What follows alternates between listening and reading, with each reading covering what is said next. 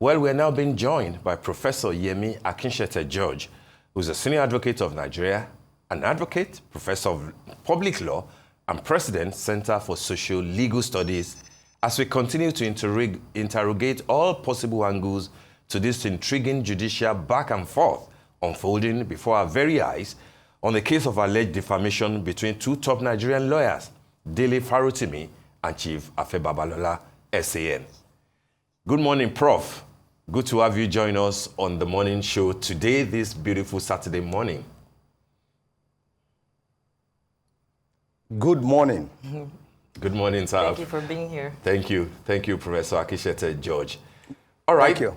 All right. I'm sure that you have been following this intriguing, interesting case between two lawyers who happen to be two Ekiti illustrious sons, Chief Afe Babalola, SAN, and Farotimi. I'm sure that you are aware of the fact.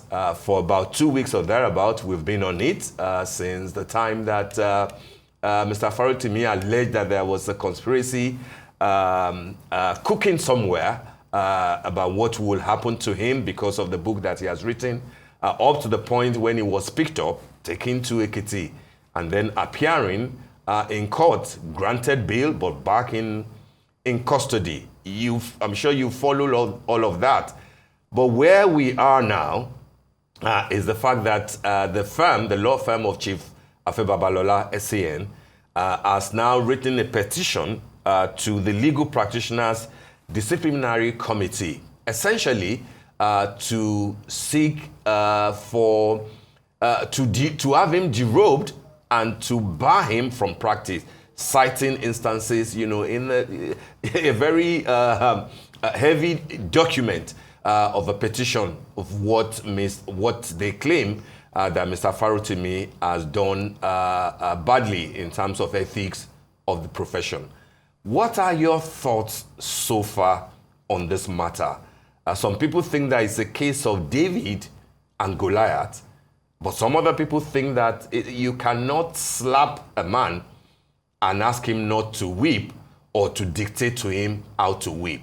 Where do you think this will lead us into now that we have a court case going on and then we have a petition with the disciplinary committee? Where do you think that we are headed on this matter, Prof? Oh, thank you very much for this opportunity to wade into this discourse. First and foremost, let me correct the mistake in the pronunciation of my name. I'm not Akinseye-George, I'm Akinseye-George. So my name is Yemi Akinseye-George.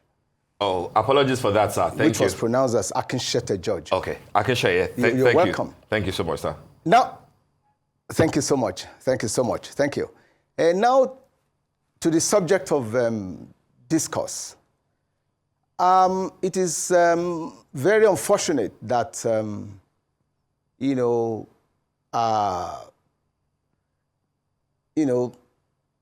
a petition or a book, has been written, without, ensuring that the book is properly situated within the permissible parameters of the law.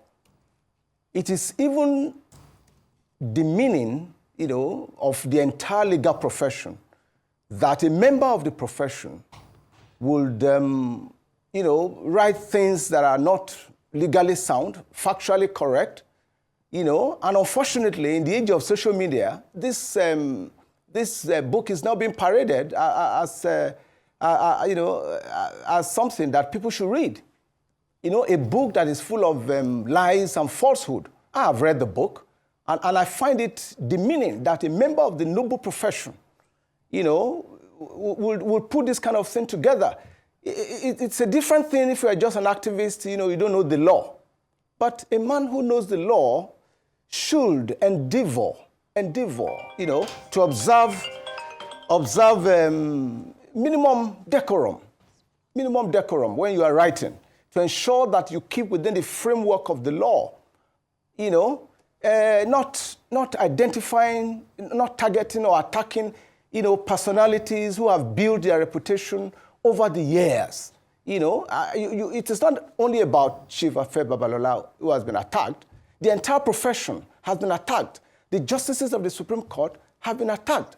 And sadly enough, reading this book, even an elementary, a Law 101 student will know that many of the things that are written in this book are not factual. They're not legally founded. So, it's not about David and Goliath fighting. No. This is an attempt to rubbish the legal profession, a noble profession. You don't write things when you have no, when for example, I'm aware that Chief Afe Babalola was not involved in the conduct of all this, or this particular case that this young man wrote about. Of course, his law office handled cases and so on. How many of the cases handled by his law office will he be personally involved in? I'm aware that it was only when this case had been decided by the Supreme Court that the eminent chief, the foremost legal luminary, got involved in ensuring that the judgment of the Supreme Court is properly enforced. So I think it's not about Chief Afe Babalola. We must be careful about how we frame our questions. It's about whether an individual can just wake up and just write anything, and then sell it because of the freedom of the so-called freedom of expression, and especially in this day of social media, when anything goes, nobody edits anything. Somebody writes something and just places it on the media, and everybody starts talking about it. So I think we need to frame and understand the issues we are dealing with here. All right, then. Thank you so much, Professor Yemi. I just oblige you to, please, if you could just help us put your phone on silent. I know you're a very busy person. People are trying to reach you so that it doesn't interrupt the interview going forward. But let's talk about the petition that seeks to remove Farotimi's removal from the role of legal practitioners. What is your assessment, of this, of this petition?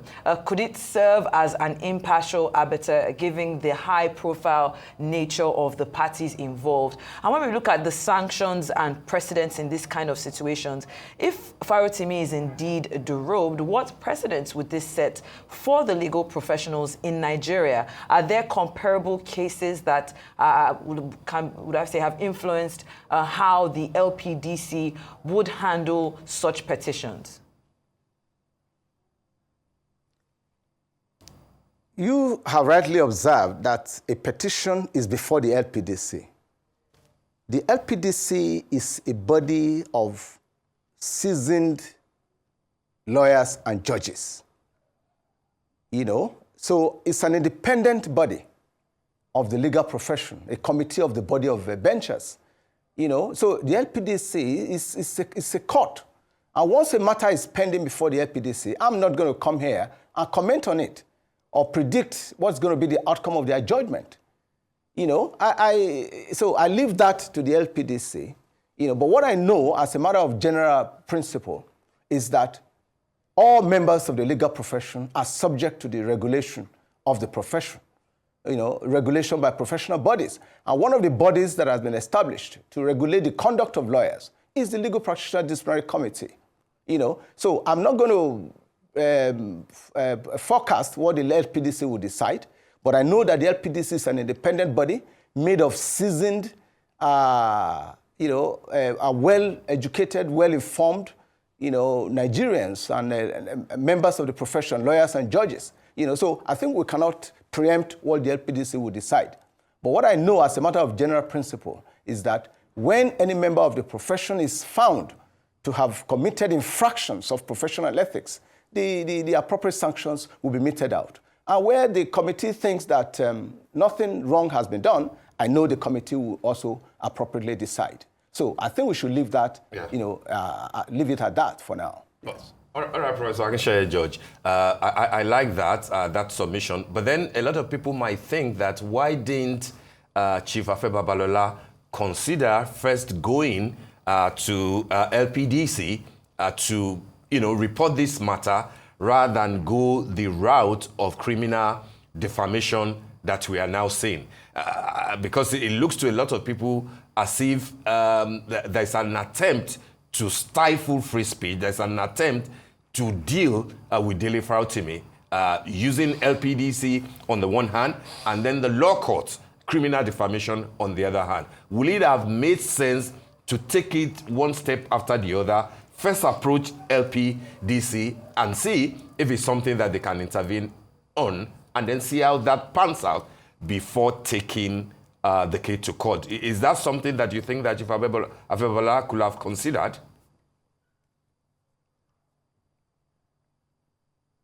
Sometimes when you mention the name Chief Afe Babalola, don't forget that Chief Afe Babalola is not just an individual. Chief Afe Babalola has become an institution in this country, whether we like it or not. I know that the office of Chief Afe Babalola has offices in different parts of Nigeria. In fact, they also have offices outside Nigeria. And I'm aware that the Ibadan office, which is the headquarters of the office, has instituted an action. I'm aware that the Abuja office, headed by, a seasoned lawyer, has also instituted an action. The Lagos office has instituted an action. The various offices are working. That is why I expected that, the young man, in writing his book, would conduct adequate research to know who is doing what. Not just targeting this gentleman par excellence, the foremost legal luminary, Afe Babalola. He's an institution. You cannot just get up from nowhere and attempt to bring down such a renowned statesman, elder statesman, who has made so tremendous contributions to the development of the legal profession. So when you talked about some people filing, these different actions have been instituted by different individuals.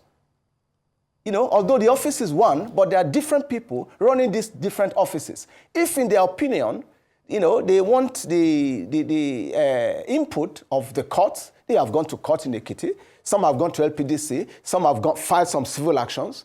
I think the legal system, I do not see any conflict. The legal system knows how to resolve all of these issues without one being contradictory of the other. Unlike in the case of judges, where judges are involved, you have to go to the NJC and get the matter resolved by the NJC before a court of law can intervene. But when it comes to legal practitioners, there's no priority in terms of where you go first. You can go to court where there's a criminal allegation, which is what has been done, to deal with the issue of criminal defamation, which is going on in Ekiti. Then some other people have filed an action before the Legal Practitioner Disciplinary Committee. So these different actions can exist concurrently. There is no rule of priority as to where you start first.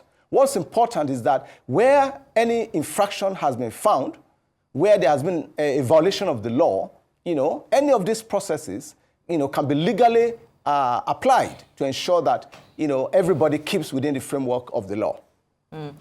Okay, so when we look at the book in itself that has, after this arrest, reportedly reached bestseller status, largely because of the controversy surrounding its publication, how do you then interpret the paradox that efforts to, stop the book or, suppress it from going out there have only amplified public interest and made it a rallying point for discourse on justice in Nigeria? There are critics who have argued that the use of legal action, from civil action, of course, to now criminal actions, police intervention to stop the sale of the book undermines the freedom of expression. What does this whole saga reveal about the state of free speech in Nigeria?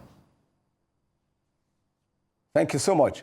My freedom to stretch my hand as I like ends where the nose of my neighbor begins.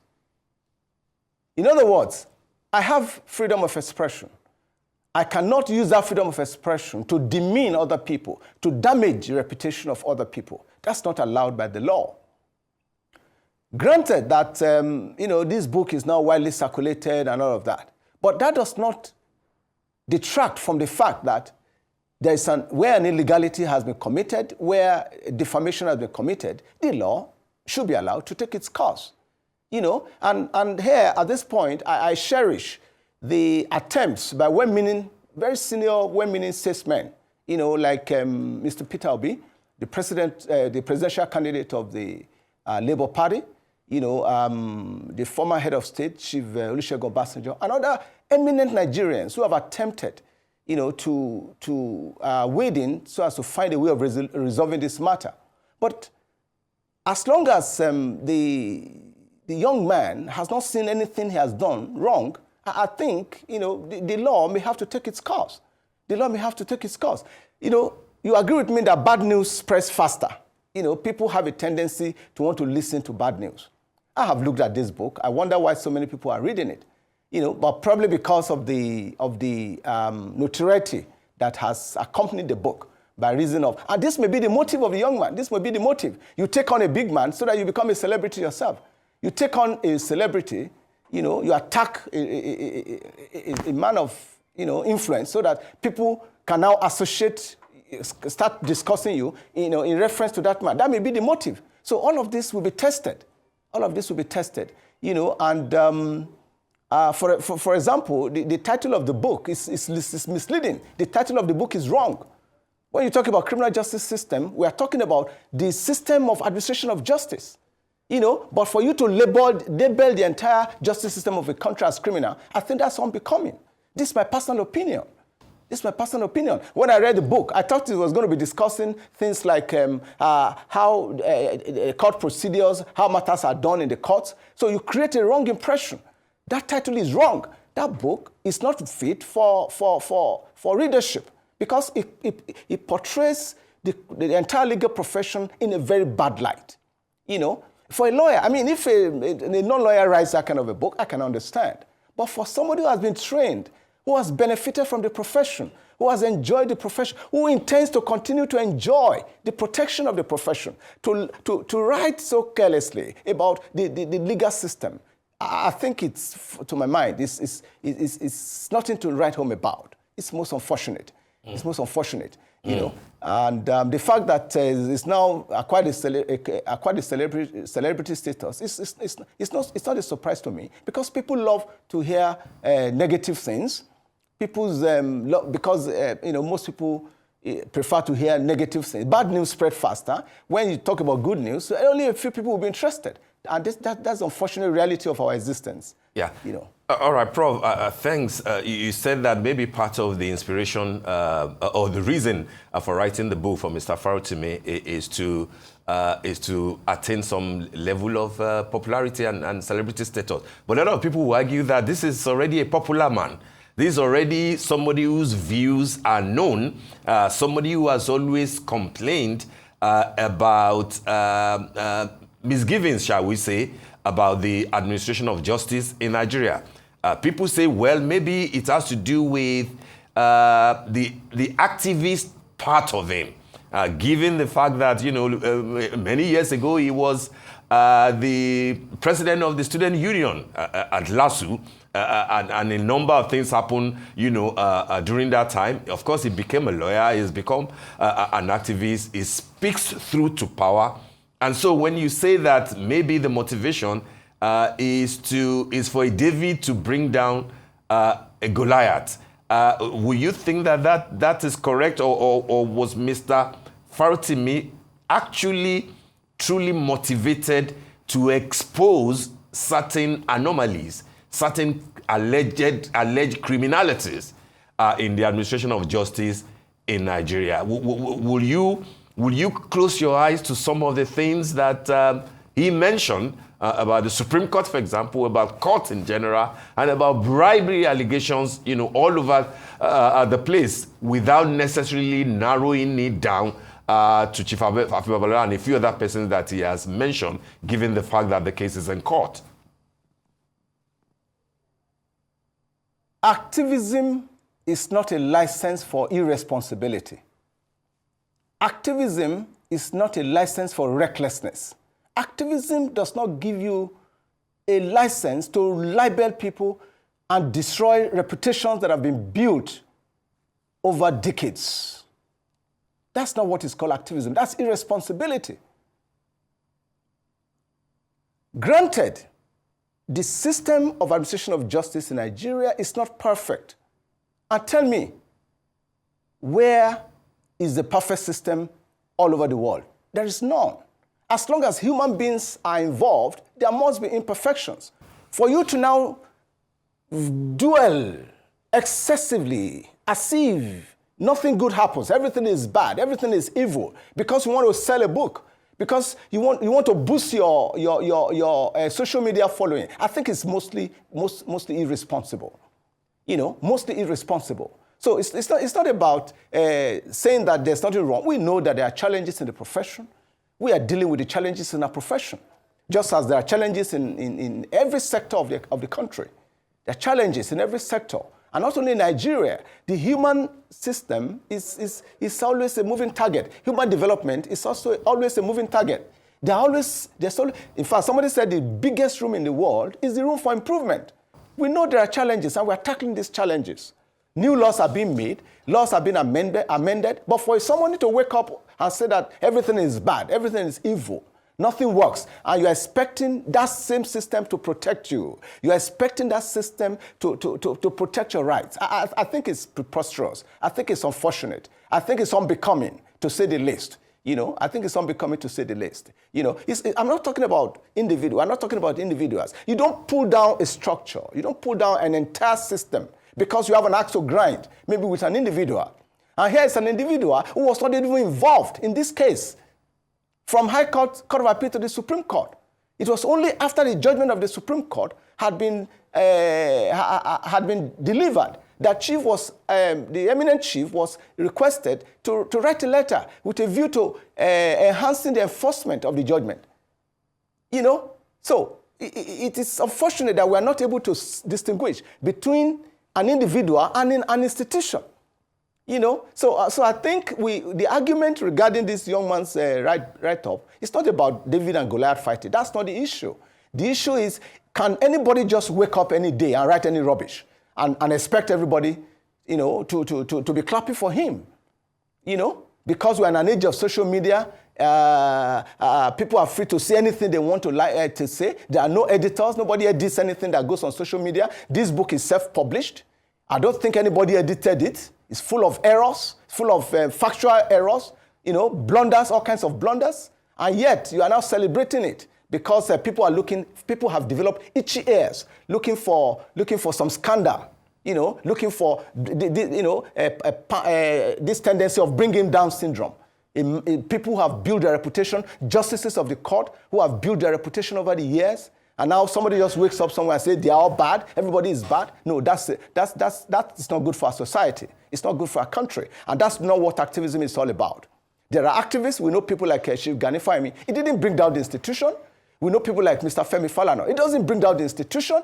How come this young man is the only one who can see everything that is wrong with the system? We have, so we have challenges in our profession, and we are dealing with it. The leadership of the profession is dealing with it. The Chief Justice of Nigeria is dealing with all the challenges. Recently, some judges who are retired, they were also asked to pay back monies that they wrongly they collected from the system, in contravention of administrative procedures. Some were retired, some were kept under monitoring. So the profession is actively responding to the challenges that it's facing. But for someone somewhere to just get up and say everything is bad, the justices are corrupt, you just paint everybody in a bad. No, I think it's unfortunate, and I think right-meaning Nigerians, right-thinking people should look at it. It's not a question about David and Goliath fighting. No, it's a question of whether we can. It's a question of how do we exercise our liberties. Okay, Professor, if I can come in here. To make sure that we do not destroy the system, so that it doesn't come crumbling over all of us, yes. Yes, so it doesn't come crumbling down. We don't have much time left with you, but I wanted to touch on this because this case has highlighted ambiguities in Nigeria's legal system, especially concerning defamation laws. For example, it's been stated that criminal defamation in itself is not recognized in the Ekiti State Criminal Law of 2021, yet Mr. Farotimi faces charges under this category. Do you think that there is a need for legislative intervention to clearly delineate the boundaries between civil and criminal law in cases like this? And how might such reforms be approached? Like I told you, legal development, legal evolution is a moving target. Legal development, legal reform is always work in progress, But there's a matter now that is sub judice. It will bring out the parameters of criminal defamation. But I'm aware that under Ekiti state law, where this young man has been charged, there's a law of criminal defamation. That may not be the law in other parts of the country, given the fact that we are in a federal system. And the details of the criminal laws of the different states are not exactly the same. That does not mean that there's ambiguity. We do not have to have uniform criminal laws in all the states. Each state decides what they want to have in their criminal law. The only time when you can talk about uniformity is when there is a federal legislation which covers the field on the subject. And on the subject matter of defamation, it's not a matter of federal law. It's a matter of state law. So the law may differ from state to state. So it's not about ambiguity in the laws. All right, Prof, just in a few seconds before we let you go, do you think that there is the possibility of closure to this matter outside of the court, given the fact that you acknowledge that people like Mr. Peter Obi intervene at some point? Do you think that this can still be resolved one way or the other? And then the flip side of it is that if the cases proceed as they are, and then there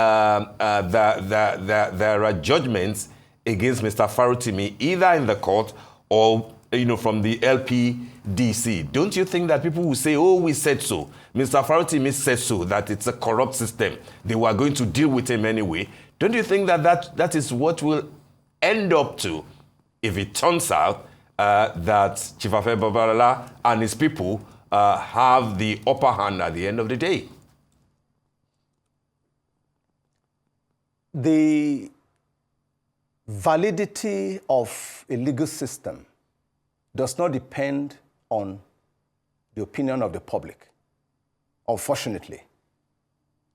We do not use the public opinion to decide how we're going to apply the law. The public will always have their comment, and you can, the practice when the case favors some members of the public, they say the courts are good. When a judgment doesn't favor them, they say the courts are bad. That is the attitude of the public, usually. But what I would say is that I believe that Afe Babalola is the doyen, is the leader of the body of arbitrators in Nigeria. Is the chief leader of the body of Nigerian body of arbitrators. So I understand that there are efforts to resolve this matter out of court. That will be commendable. But the young man ought to acknowledge that he's wrong. He ought to acknowledge where he's factually misleading, where he has given wrong information, he has misled the public, he has created a lot of confusion. He needs to acknowledge all of this. But where he thinks that he's right, he's not ready to acknowledge, and he has achieved this objective of gaining a lot of followership from social media, then something has to give. The law has to take its course. And we cannot predict the outcome of judicial decisions because the judges have to apply the law. And these matters can go as far as the Supreme Court for a determination. Unfortunately, this young man has to seek the protection of the same court he has labeled as evil. That is the problem. So what I will counsel is in the interest of the profession, in the interest of all that is good, in the interest of, the young man is growing up, but he needs to own up. He needs to admit that I made a mistake. Part of integrity, he must have the integrity to admit that I made a mistake. I presented wrong information. I attacked people I ought not to attack. For example, many of the allegations he made, how is he going to prove them? So I think that I believe that this matter can be resolved. We appeal to the eminent chief, Afe Babalola, who is our leader in the profession, foremost legal luminary in the country, to please, I know he loves people. He's a man who loves people. Even he has adopted so many people and not even his children. So we plead with him to please, regard this as excesses of a young man, and then hoping that the young man has learned his lesson as well. Yes. All right, Professor Yemi Akinseye-George, thank you so much. SAN, thank you so much for the insight that you have brought into this very intriguing development. Let's hope, as you have said, that will be a closure at some point, hopefully outside of the courts. Thank you indeed.